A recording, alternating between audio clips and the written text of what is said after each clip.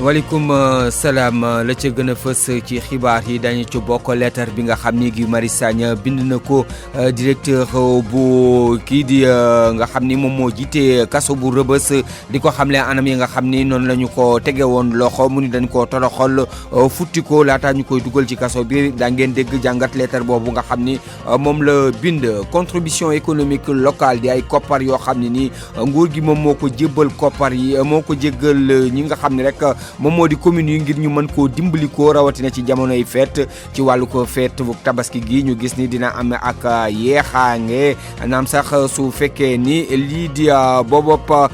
contribution di koppar yooyu accordé nañu ko ba pare. saxaaruk courant gi ñu koy duppee train express régional waroon a door ay essayam ci weeru ko août wi daal dinañ koy puusandi ba ci weeru ko novembre bu ñu sukkandikoo ci jëwriñ ji nga xam ni moom moo di ministre secrétaire d'état bi ñu dénk wàllug saxaar gi muy xam ne ni loolu wàllug nawet bi ak wàllu kaaraange moom moo tax ñu daal di koy randal. waa parti démocratique sénégalais jëm ci ay yeesal seeni bànqaas rawatina lii di secrétariat national am bi nga xam ni atum 2014 ba léegi kenn yeesalu ko Abdoulaye Wade di secrétaire général national ba moom moo bind ab lettre di ko ca xamle. tàggat yaram wàllug aada ak cosaan ak li ci yéene kaay yeeg Mamadou Mohamed Ndiaye moom mooy ndar képp xibaar yi dal leen ak jàmm.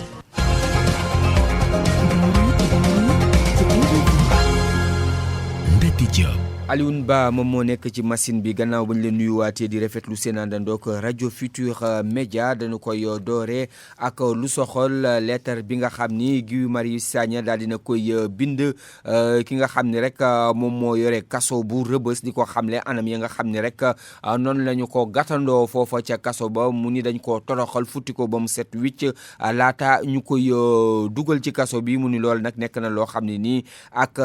jalgati la ci wàllu àq ak yelleef ko doomu aadama lettre boobu moom mi nga xam ni ci jamono ji ma nga ca chambre 36 moom moo ko bind Jean-Pierre Ndour moo ñu ko yëral. buñ sukkandikoo ci Guy Marius Sagna ñiy liggéeyee ci administration bi dañoo sonn motuñu seen salaire yi dañoo néew te kaso yi dañ bëri nit activiste bi xamal ki jiite Rebeuss ak ñi fay liggéeyee ñu xam ne ñoom ak ñiñ fa tëj ñoom ñoo bokk benn mbuus te ñoom ñëpp système yi fi tubaab yi bàyyi ñoo leen di noot fukki fan ak juróom-ñeent weeru juillet atum 2019 bi may dugg Rebeuss sa agent yi dañ ma simi ba ma set wecc ngir fuye ma ci kanamu ñëpp ba noppi forcément ma jonkan directeur nan nga mën a nangoo 2019 say agent di toroxale ni doomu aadama yi noone la ki jiite France Dégage ñaawloo liñ ko def Guy Marius Sagna ñaawlu itam ñi ñuy téye bu yàgg ci kaso yi mu joxe ci firnde koo xamante ne dañ kaa mujjee bàyyi gannaaw juróom-ñetti at ci kaso bi te jugé wuñ ko mu ne néeg bu njëkk bi ci Rebeuss ñaareel bi ñetteel bi ñeenteel bi juróom-ñeenteel bi ak fukkeeli néeg bi daanaka fañ daan dugal esclave yi lay niru ndaxte néeg bu nekk am na lu ëpp ñetti téeméeru prisonnier te fu ci nekk benn wala ñaari wanak rek la am ñoom ñi nekk ci néeg yooyu sax seen xet bu xasaw lañ leen di xàmmee ak seeni tànk yu néew yi ndaxte duñu sangu duñu tëdd buñ sukkandikoo ci Guy Marius Sagna ngir wax ci réseau orange bi ci diirub juróom-ñaari simili di nga fay ñaari téeméer ci suñu koppar te bu jokkalante bi daggee gannaaw ay secondes yu néew sax da ngay ñàkk juróom-ñaari simili yépp ci infirmerie bi paracétamol ak ay antibiotique rek a fa am mu ne dafa am waañ pour prisonniers yi am waañ pour ñiy liggéeyee Rebeuss activiste bi mer ba fut jagleel laaj bi directeuru Rebeuss ndax mës nga gis bool bi ñuy defaree lekk prisonniers yi ndax mës nga ci ñam aslëf Guy Marius Sagna nii la jeexalee leetaram bi ci atum 2016 bi prisonniers yi ñaxtu woon ndax seen nekkin wu métti ci kaso bi seen agent yi dañoo tiire woon seen kaw mu ni directeur bi boo leen xamoo li leen di yoot di ngeen bàyyi ni ngeen di nootee ñi nekk kaso. mu nekkoon jàngatuk Jean Paul Ndour ci lettre boobu nga xam ni Guy Marius Sagna moom activiste bi bind na ko nga xam ni moom moo jiite kaso bu Rebeuss waa parti démocratique sénégalais jëm ci ay yeesal seeni bànqaas rawatina lii di secrétariat national ba mu di ab xibaar boo xam ne ni secrétaire général national bi di maître Abdoulaye Wade moom moo ko biral ci ab communiqué muy xam ni loolu la ko waral rek bànqaas googu atum 2014 lañ ko gëj a yeesal mu xamle ni dinañu tabb ay secrétaire généraux nationaux adjoints yoo xam ne ni tamit ci biir réew mi la ñuy nekk maître Abdoulaye Wade gis ni loolu rek lañ ca bëgg moom moo di ak yeesal ak waajal li nga xam ne rek moom moo di jongante yi ñu jëm di élection locale yi ak élection présidentielle yi di ñëw waaye tamit door lii di njaayum carte ngi ngir waajal lii di yeesaluk yooyu di bànqaasu parti bi ak waajal congrès bu parti démocratique sénégalais. ak juboo maanaam déggoo daal dinay am ci diggante ñi nga xam ne ñoom ñoo seq waxtaan yi ci biir commission politique bu dialogue national bi ci ab communiqué ñu ni daal bokk na ca taxawal ab arminat boo xam ne ni daal ci la ñuy dem ak ab tableau boo xam ne ni daal yëpp pi waxtaan yoo xam ne ni raw na processus laaj na processus électoral bi ñu daal di ci déggoo ñoom tamit déggoo nañu ci li nga xam ne rek moom moo di saytu lépp li nga xam ne moom moo jëm ci wàllu processus électoral bi ak audité lii di fichier boobu ci lu jëm nag ci wàllu woowu ñu ni ñoom ñëpp daal taxaw nañu ngir uñu ubbi ay cabinet indépendant ci biir réew mi ak ca biti réew ca ndajama nag ba mu jeexee commission politique bu dialogue national daal dinay sàkku ci commission cellulaire bi ñu saisir kii di président bu comité bi nga xam ni moom la ñu dénk wàllu dialogue boobu ngir ñu wéyal lii di liggéey bi kii di communiqué boobu général Mamadou Niang di njiital commission ba moom moo ko juróom benn simili moom moo tegu ci juróom ñetti waxtu ci suba. pour man RFM mooy rajo bi gaaw ci xibaar yu wóor. RFM xibaar yu wóor te wóor. essayaasu lii di TER bi di saxaaru ko courant gi ñu koy duppee train express régional ñu waroon ko door ci weeru ko novembre bi dàqat nañ ko loolu nag ci weeru août lañ ko waroon door ci njeexital weeru août waaye dàq nañ ko ba weeru ko novembre bu ñu sukkandikoo ci ministre secrétaire d'État bi ñu dénk lépp lu jëm ci wàllu saxaar gi mu ni loolu la ko waral rek moom mooy wàllu kaaraange rawatina ci jamonoy nawet bi nga xam ni ci la ñu nekk dañuy bañ buñ ko dooree rek la nga xam ni jot nañ koo teg mu amu yàqu-yàqu Mayacine Camara lañ ciy déglu ci jokkoom ak Makumba Bey. liggéey bi dafa laaj saytu bu baax a baax ñu xool lépp loo xam ne buy daw na aar askan wi nit ñi dinañ mën a tukki ci xel moo dal tukki aussi ci ay normes yoo xam ne dañ koy certifié loolu dafa laaj liggéey boo xam ne dafa am solo te du liggéey bu yomb tamit parce que mënuñ ko paraxee délai naam baax na war nañ ko respecté waaye tamit sécurité doomi aadama yi sécurité sénégalais yi dafa ñoral président de la république donc loolu rek moo andi tey jii yenn délai yi nga xam ne soxlawoon nañ ko mu gënoon gaaw xaw ko pousse ba mois de novembre waaye yaakaar nañ ne tamit ni entreprise yi di liggéeyee ci côté état ministère infrastructure ak APIX ak entreprise yi ci liggéey sax ñoom ñëpp jël nañ ay matuwaay pour mun a fexe ni ko chef de l'état bi waxee ñu àggali liggéey bi ci ay diir yu gàtt daanaka fii ak mois de novembre ñu war a mën a commencer sax di def ay tests dañu toll nag aussi ci jamonoy nawet te jamonoy nawet dafay laaj tamit beneen façon liggéey parce que ndox bi dina ñëw te xamoo nan lay ñëwee te comme ñu ngi koy soog a traversé nawet nga xam ne am na ay pont yoo xam ne defar nañ ko am na aussi ay yoon yoo xam ne tabax nañ ko am na ay raay yoo xam ne teguñ ko woon teg nañ ko am na lu bari loo xam ne nekk fi woon nawetu daaw ñëw na fekk fi nawetu ren kon loolu yëpp war nañ ko mën a saytu.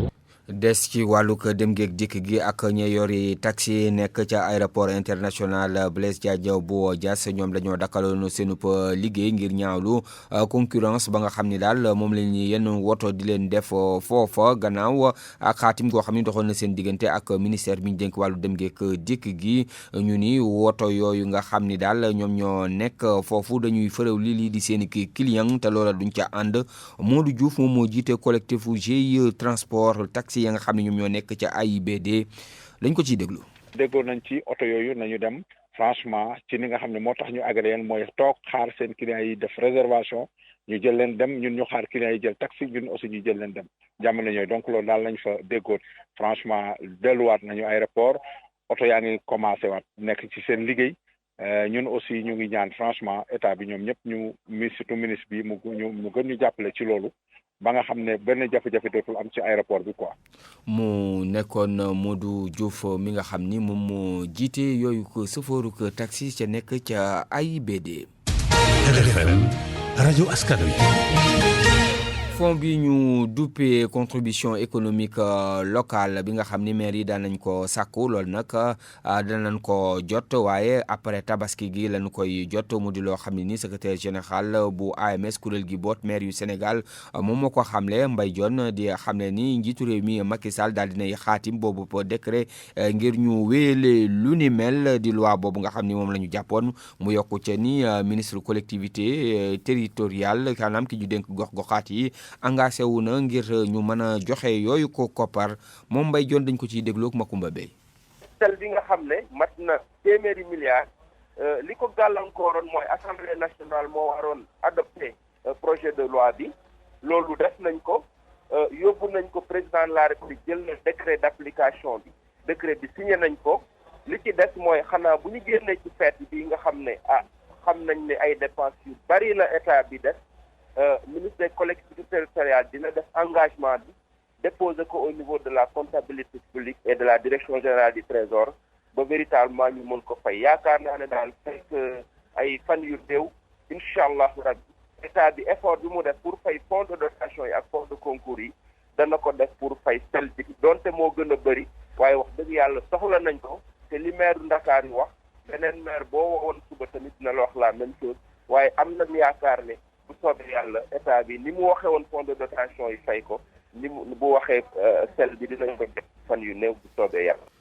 cet geek cetal gi ci biir réew mi ak fépp fi nga xam ni moom moo di gox ci biir réew mi te njiitu réew mi tëgg ko ngir ñu dàq rek lépp li nga xam ni moom moo jëm ci wàllug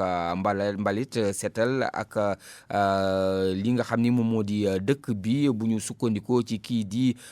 docteur Oumar Cissé mu ni loola for mu yemb faaw ñu xayma la ñu jotal def ci boobu secteur moom directeur bu institut africain de gestion urbaine moom moo ko xamle ñuy jàpp sax ni ci wàllu woowu moom liggéey na ci lu ëpp diirub ñaar fukki at ak juróom dañ koy dégloo ak Jomaroon. ràññee nañ ci weer yi gis njiitu réew mi ak ay jawriñ yi dénk yenn xam yi ñu ngi wane benn taxawaay ci wàllu set loolu mën nañ dinañ ko rafetlu. pour que loolu indi saafara bi mu war a mën a indi saafara dafa war a sax ànd ak nag ay mesures yoo xam ni yu am solo la yoo xam ne dañ ko war a jël. yenn saa yi bu ñu mënee setal ma ni waaw baax na mais setal man ni ma koy jàngee mooy ñun suñuy kër yi bu ñuy waajal feet nettoyage bu mag boobu ñuy def du dàq ni daaw ñu bale dañ daan bale dañ daan nettoyer wante bii dañuy def nettoyage bu fort boo xam ne fu nekk la ñuy luxati. comme bu feet tabaski di ñëw par exemple wala korité wala leneen. très bien moo tax ma ni foofu la ma setal di gën a safe maanaam dafa na fa fekk fondamentaux yi. lan nga bëgg wax foofu. volonté politique bi am lu ñuy rafetlu la ñaan yàlla mu sax ànd ak ay mesures hardies invoquant la durabilité. yàgg daal jëlal rek xam nga bu ñuy wax dañuy liy indi ñàkk set gi benn xeet bi mbalit la. mbalit bañ ba fa ka koy génne ba fi ñu koy tuuree loolu yëpp dañ ko filière lañ koy wooye ci fànn yu bari dafa am lu ciy sooxe. ñaata ñoo am poubelle bu normal fii ci réew mi li ngay def sa mbalit mooy li gën a bon ci sa kër mooy lii mbalit moom ngay dugal sa mbalit lan nga fay dugal. di nga fa dugal lu ñuy wooye ordre ménager mais di nga fa dugal loo gis muy mbalit di nga ko bu ci xajee nga dóor ko ci kooku misaal la rek ja te ko koy génne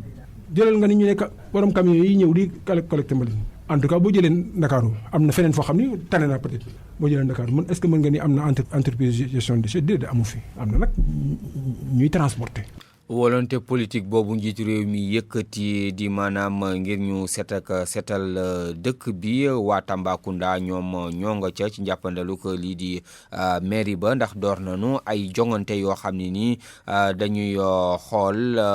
fanweeri quartier ya nga xam ne ñoom ñoo fa nekk bu ca gën a set ab jongante lañ leen di tëggal loolu nag ñu dénk lépp lu jëm ci wàllu set gàkk setal ga jébbal na leen ay matériel ngir loola mën a yemb Moussa Oumar Gueye. ñeenti conseil de développement de quartier muy bu abattoir complémentaire bu Tamba Socé bu Jàll Bugg ak bu Saare Issa jox nañ leen ay jumtukaay ngir gën a mën a setal seen gox loolu nag mu nekk loo xam ne dafa soqee ko ci mairie bu Tambacounda. Maodo Ndaw coordonnateur du SINVAD Tamba am na fanweeri quartier yoo xam ne ni ñoo ngi ci biir dëkk bi depuis 2003 nag SINVAD dafa jóg ànd ak mairie Tambacounda pour gunge quartier yi pour ñu jéem a set ak setal dëkk bi pour ànd ak waa Saare Issa yëpp setal dëkk bi programme boobu nag dafa ñëw rek fekk si programme bu ñuy wax Tamba zéro déchet boo xam ne nii monsieur le maire Mame Balla Lo moo ko définir depuis le début de l'année ñi ànd ci ak population bi yëpp maanaam programme bi nga xam ne moom la Macky Sall bëgg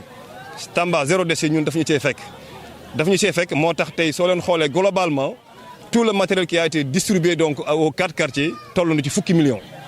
millions yoo xam dem na ci ay poubelle dem na ci ay brouette dem na ci ay râteau jox nañ la sax ay enveloppe financière yoo xam ne dañuy mën a jàppale pour réparer seen charrette yi jënd ay mbaam pour dëkk bi mën a set. maa ngi ñaax CDQ yëpp ku ci nekk ak foo mën a féetee nga jàpp ci. Sinvat nekk benn kuréel boo xam ni moom mooy saytu lépp lu jëm ci wàllu mbalit mi ñoom nag fexe nañu ba ci wet gi nga xam ne ñu ngi toppatoo mbalit mi ibbit nañ ci beneen pàcc boo xam ne mbalit mi dañ koy soppali daal di koy def ab xeetu engrais boo xam ne dañ koy jëfandikoo ci wàllu mbayum ndër mi lu ñu naan maraîchage. Moussa Omar Gueye Tambacounda rajo Futur Média. RFM Sport. bàkk woo jib na tàggat yaram Malal Nam Diagne. Diop maa ngi la ziar di nuyu mbokki auditeurs yi RFM yi di la ñaanal aljumal jàmm. lu ci gën a fës ci tàggat yaram. tey ci bëccëg gi ne soxna si nu duppee ne Fatoumata Tall foog naa moom la ñu takkal ndombal tànk yi mu yore wàllu ndaw ñi ak nees tay def kon ba ndaw ña yore jikko yu nit ñi mën a roy te naw ko moom dinañu ko sas bu fukki waxtu jotee mu jël raaya réew mi jébbal ko Astou Traoré ak gaayam ya te seen daluwaay Astou nag mooy capitaine équipe nationale basket bi nga xam ne dañoo war a sóobu ci compétition muy coupe d'Afrique bi war a tàmbali bis ni ëllëg fii ci Dakar Arena ci Diamniadio moom nee Fatoumata Tall dafa def loola ndax dafa wuutu jëriñ ñu dénk wàllu tàggat yaram di Matar Ba nga xam ni dafa jël rappalaan génn réew mi te compétition bi ëllëg lay tàmbali moo tax kon nu ndayelee nee Fatoumata Tall ngir mu dikk jox drapeau ba gone yi loola kon tey ci suba lay doon Sénégal nag aser ëllëg lay daal di basketam bu njëkk digganteem ak Côte d'Ivoire lay doon bu juróom-ñaari waxtu si ngoon jotee googu la jongante sénégalais yi ak auditeurs yi des ko mën a déglu ci rajo Futur Média daañu leen ko dégtal ci nu mu gën a baaxee ndax itam loolu mooy lu nuy bàkkee RFM ça s'écoute et ça se voit. taskatu xabaar itam seen liggéey waa FIBA yi ne dinañ ci jëli matukaay ngir fexe ba mu yemb te benn jalti mbaa jafe-jafe bañ caa am loola moom la ka ñu dénk jokko ba ca FIBA muy kuréel ga yorewal basket bi ci Afrique wax démb ci ndaje taskatu xabaar yi seen doxoon seen diggante moom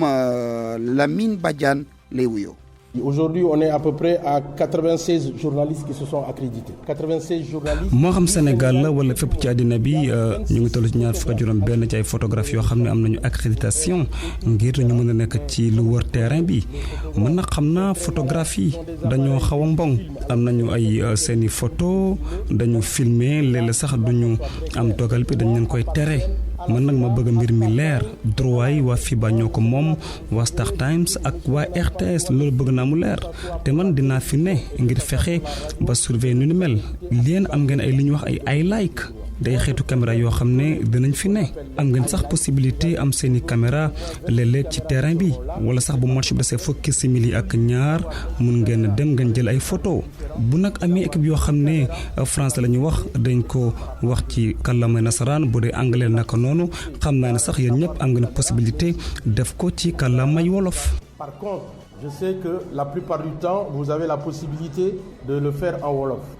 Lamine Badiane kon yëf yaa ngoogu dama na tàmbali bés ni ëllëg RFM dañu leen ci gunge basket bi tam góor ñi ngi waajal coupe du monde bi war a xam ci njeexitalu weer wi ca Chine ñoom ña nga woon ca Italie démb doon fa basket ak waa Italie yooya dañ leen nag sax daal di rek duma yoo xaw a yàgg nag ndax waa Italie am nañ lu toll ci téeméer ak fukk ak benn poñ Sénégal am juróom fukk ak ñeent waaye entraîneur ba ak gaayam yi nee nañu loola daal amul dara loo xam ne jaaxal na leen te ndax équipe bi dafa yéex a tàmbali wàccaayam waaye fii ak nu yegg ci jongante ba dinañu mën a taxawaay boo xam ni ku ñu jàkkaarloo nga xam ni waa Sénégal ñoo taxaw ci sa kanam démb itam Abdourahmane Ndiaye Adjidas waxtaane nañu ko foofa waxtaane nañu tam wàccaay bii les compétition président fédération bi di maître Babacar Ndiaye moo ca yëkkati ay kaddu ci micro Soda Thiam. góor ñi dem nañ Italie jouer un tournoi suba ak gannaaw suba suñ fa jógee dem Turquie jouer fa beneen tournoi te tournoi yëpp c'est avec des équipes qualifiées à la coupe du monde. Aujourd'hui on va avoir 9 matchs de niveau mondial en termes de préparation je pense que loolu moo fi ñu ko am cadre yëpp ñëw nañ benn joueur rek moo ñëwul mooy Gorgui Sy Dieng wax na ak entraîneur bi am na ngànt nit nag day am ngànt donc jéggal nañ ko bii ba beneen yoon mais amul retard xam nga compétition maximum c'est 1 mois compétition de préparation pour une coupe du monde on a prévu de nous préparer sur 1 mois Adidas boo koy sant di ko gërëm liggéey na li mu waroon liggéey peut-être yàlla moo dogal ne suñu collaboration fii la doon yem tontu bi ma mën a wax mooy amaluñu salaire Adidas mosuñu koy amal salaire bu ñu doon jouer tournoi directeur de la compétition man maa doon récupérer personnellement xaalisam jox ko dama ko waroon dencal sama après le tournoi ma jox ko dama koy voilà donc li ci am rek mooy benn tournoi moo waroon am mois de novembre parce que il était payé par tournoi bu nekk bu ñëwee ñu jox ko primam jox ko indemnité man du ma ko tuddee salaire FIFA moo décidé déplacer tournoi bi de novembre à février moo tax li mu waroon fayeeku novembre fayeeku ko novembre mais fayeeku na ko février bu ñu ñëwee def tournoi bi donc loolu amul benn problème clause confidentialité boobu aussi xam nga loolu moom mënoo nekk nag ne da ngay liggéey fédération ne léegi liggéey ak état bi ne da ngay passer tout le temps di critiquer fédération di critiquer état bi parce que on n'est pas en France on est au Sénégal je pense que quelque part aussi c'est ça Adidas loolu peut-être en tant que petit frère moom laa ko mën a reprocher foofu mu dafa waroon adapté wu aux réalités sénégalaises. loolu mooy la mu joxe nii xabaar jëm ci li tax Sénégal teqali ko ak fédération Sénégal teqali ko ak Adidas Abdourahmane Ndiaye waaye doon la koo xam ni tubarkàlla itam dañ koy nangul méritam ca ba muy nekk basketteur ak ca ba mu nekkee nii guddi yu mu toll nii entraîneur koo xam ni la saa su ko réew mi yittewoo mu wuy si kon nañu fexe ba diggante ba rafetaat ndax itam ñu mën a teqali ko dañuy fexe ba laxasoo ay gocc ñii duñu dem Maroc mooy handball yu jigéen yi. ndax seeni ay équipe noo lànkandaare ñu duñ leen bàyyi kon Sénégal du yóbbu équipe am ba ca boobu les Jeux africains ba war a xewee ca Maroc lu tax Sambou Biagui mu yore jokko ba ca boobu les fédération moo ciy indi leeral. affaire bi xaw na diis ci ñun ñu retiré wu ci compétition bi ni mel muy Jeux africains waaye nag boo leen xoolee di ngeen xam ne yoon la ñuy retiré wu chaque veille compétition maanaam bu desee ay 1 mois léeg-léeg ay 2 mois dañ leen di laaj préliste donc préliste boo ko yónnee après dañ lay laajaat encore liste définitive boo ko yónnee boobu mënatoo ko changer donc Sénégal ci dilemme boobu la nekk Sénégal déposé na liste malheureusement compétition bi ràññewuñu ko ci club yi ca club yi ca Europe donc suñu joueurs yi ci bëri fa lañ nekk donc ci ñooñu joueurs yi nga xamante ne ñu ngi yoon ci liste bi daanaka fukk dong lañ ci jot ñoo confirmé ne mën nañ ñëw waaye ñi ci des yëpp confirmé wuñ donc loolu pour nga participer ak fukki joueurs kese ci compétition loolu yaakaar nañ ni compétition boobu da ngay dem waaye demoo ci ca benn ambition te xam ngeen Sénégal nu mel léegi ci handball duñu dem ci compétition ñëpp ñoo ñuy xaar duñu dem ci compétition ngir rek ñàkk